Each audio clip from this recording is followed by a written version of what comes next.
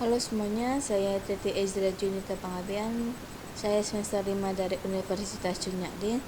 Di sini saya akan menampilkan cara analisis regresi berganda dalam SPSS.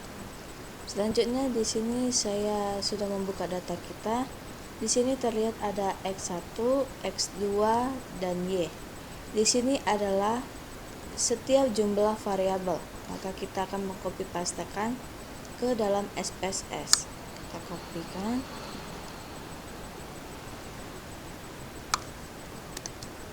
Kita membuka SPSS. Selanjutnya kita akan mengganti ke variabel view. Name menjadi X1, X2, dan Y. Labelnya kita gantikan nama upah kerja, insentif, dan produktivitas. Measure-nya kita ganti menjadi scale, dan scale. Selanjutnya kita kembalikan ke data view. Oke, kita lanjut, pilih ke analyze, pilih regression, pilih linear. Dependent ini kita pilih produktivitas. Independent kita pilih X1 yaitu pekerja, X2 yaitu insentif. Selanjutnya kita statistik. Kita pilih yang collinearity, diagnostic, continue. Kita pilih plots. Yang Y ini adalah receipts. Yang X ini adalah zebret. Kita continue. Kita selanjutnya pilih ke save. Kita pilih yang dari residual yaitu unstandardized. Kita continue. Maka kita pencet OK.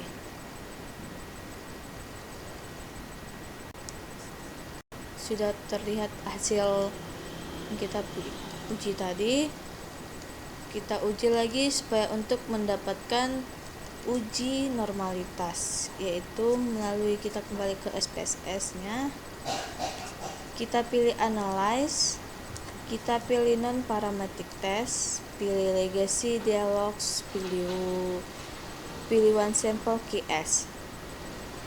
Kita pilih yang understands ini ke test variable. Kita oke kan? Maka terdapatlah uji normalitasnya. Maka kita copy paste dari uji normalitas sampai ke atas. Sampai ke read dan summary. Kita akan mengcopy paste semuanya ke dalam Word, Microsoft Word. Kita akan melaluinya. Yang pertama adalah uji normalitas. Sudah dilihat data uji normalitasnya. Dasar pengambilan keputusan pada uji normalitas yaitu jika nilai signifikansinya lebih besar 0,05 maka nilai residual berdistribusi normal. Sebaliknya, jika nilai signifikan lebih kecil 0,05 maka nilai residual tidak berdistribusi normal. Maka berdasarkan hasil uji normalitas diketahui nilai signifikannya adalah 0,075 lebih kecil 0,05. Ditarik kesimpulan bahwa nilai residual berdistribusi normal. 0,075 berarti yang dilihat bagian signifikasinya ini 0,075. Selanjutnya kita akan lanjut ke bawah, yaitu adalah uji heteroskedastisitas. Di sini sudah terlihat titik-titik yang menyebar. Ini adalah titik-titik yang menyebar. Maka berdasarkan hasil uji heteroskedastisitas bahwa titik-titik di gambar scatter plot yaitu menyebar. Kenapa menjamur? Dikarenakan titik-titik berada di atas dan di bawah di sekitaran angka 0. Kita lanjut yang ketiga, yaitu ada uji multikolinearitas.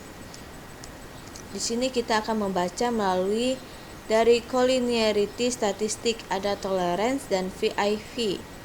VIV yaitu syarat tidak terjadi multikolinearitas. Yang pertama, jika nilai tolerance lebih besar 0,10 dan nilai VIV-nya lebih kecil 10,00, maka kesimpulannya, berdasarkan output yang diperoleh, nilai tolerance yang keluar adalah 0,361 lebih besar 0,10. Ini nilai tolerance-nya yang upah kerja 0,361. Dan nilai VIV-nya adalah 2769 lebih besar 10,00. Ini VIV-nya. Maka yang dimana hasil tersebut terjadinya gejala multikolinearitas. Yang keempat, kita akan uji T atau uji parsial. Di sini kita akan sama membacanya melalui collinearity statistik, tetapi kita akan membacanya ke dalam signifikannya dan T-nya. Di sini kita akan mencari rumus mencari T tabel, yaitu DF sama dengan N kurang K. N ini adalah jumlah setiap responden dikurang K.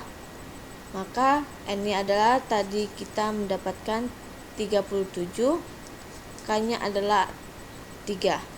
K ini adalah setiap jumlah variabel kita ada 3, X1, X2, dan Y. Maka hasilnya adalah 34. Kita lihat ke tabel. Kita ke nomor 34. Nomor 34 yaitu ada 1,691. Maka tabel kita yaitu 1691. Dasar pengambilan keputusannya, jika nilai signifikan lebih kecil 0,05 atau T hitungnya lebih besar T tabel, maka terdapat pengaruh variabel X terhadap Y. Yang kedua, jika nilai signifikannya lebih besar 0,05 atau T hitung lebih kecil T tabel, maka tidak terdapat pengaruh variabel X terhadap Y. Kesimpulannya, dari output tersebut diketahui nilai signifikan untuk pengaruh X1 yaitu upah kerja terhadap Y produktivitas adalah sebesar 0,026, lebih besar dari 0,05. 0,26 ini yaitu kita lihat dari signifikan upah kerja. Dan nilai T hitung 2333 yang kita lihat dari T upah kerjanya ya, ini lebih besar T tabel 1,691 yaitu T tabel kita tadi, sehingga dapat disimpulkan bahwa tidak sesuai ciri-ciri dan terjadi multikolinearitas. Ini adalah pengaruh X1 terhadap Y. Selanjutnya kita kedua, nilai signifikan terpengaruh X2 insentif terhadap Y produktivitas sebesar 0,000 lebih kecil 0,05. Maka X2-nya insentif. Yang signifikan insentif itu kan 0,000. Maka dan nilai T hitung sebesar 6.717 lebih besar T tabel 1.691. T hitung ini ya, T insentif 6.717, sehingga dapat disimpulkan berarti dapat pengaruh X2 insentif terhadap Y produktivitas. Ini adalah pengaruh X2 terhadap Y. Selanjutnya kita akan memilih ke uji F. Uji F ini yaitu simultan. Kita akan membaca dari F dan sig-nya. Tetapi kita mencari F tabelnya dulu. Rumus dari F tabel yaitu di sini ada df1 sama dengan k dikurang 1. Berarti k-nya kita tadi 3 dikurang 1 menjadi 2. Ini 2. Selanjutnya kita hitung df2 sama dengan n kurang k kurang 1. Ini kan n kurang k kurang 1, berarti 37 kurang 3 kurang 1 sama dengan 33. Kita cari ke 33, ada F2 nya nih. Maka hasil F tabelnya adalah 3285. Dasar pengambilan keputusan itu yang pertama, jika nilai signifikan lebih kecil 0,05 atau F hitung lebih besar F tabel, maka terdapat pengaruh variabel X secara simultan terhadap variabel Y. Yang kedua, jika nilai signifikan lebih besar 0,05 atau F hitung lebih kecil F tabel, maka tidak terdapat pengaruh variabel X secara simultan terhadap variabel Y. Kesimpulannya,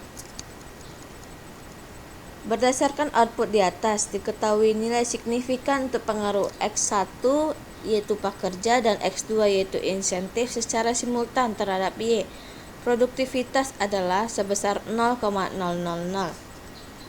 So, kita lihat nih ya, signifikan nilainya 0,000. Lebih kecil dari 0,05 dan nilai F hitung 104,669. Ini F-nya 104,669. Lebih besar F tabel 3,285. Ini adalah F tabel yang kita cari tadi, sehingga dapat disimpulkan bahwa terdapat pengaruh X1 atau upah kerja dan X2 insentif secara simultan terhadap Y produktivitas. Selanjutnya kita terakhir ada uji determinasi. Uji determinasi ini kita membaca dari R². R² kita adalah 0,860. Jika kita persenkan menjadi 86%. Kesimpulannya, dapat disimpulkan variabel X1 upah kerja dan X2 insentif dapat menjelaskan Y produktivitas sebesar 86%.